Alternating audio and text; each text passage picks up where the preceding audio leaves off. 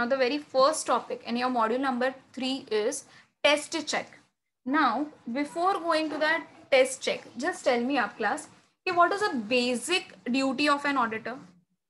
What will be the basic duty of an auditor? Obviously to judge the quality of the final accounts, and depending upon that he is going to give the report, he is going to give his comment on it, because he has to judge whether our accounts are showing the true and fair view or not.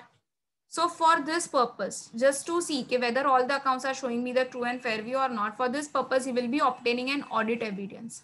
Obviously audit evidence देखे बिना वो judge तो नहीं कर पाएगा.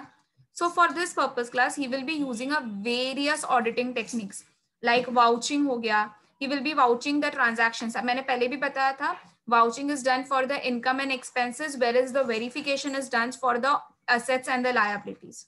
So to obtain the evidence, he will be doing the vouching as well as the verification. Now, he can obtain the maximum audit evidence, जिसका जितना उसको चाहिए वो obtain कर सकता है by vouching and verifying all the transactions. But देखो 100% tax checking is neither possible, not necessary. पूरा का पूरा ऐसा नहीं है कि हर एक transactions को deeply check करो, हर एक transactions check होने ही चाहिए. No, ना तो वो possible है, ना तो वो necessary है. So what he can do, he can select certain of the transaction, he can apply the sample on it.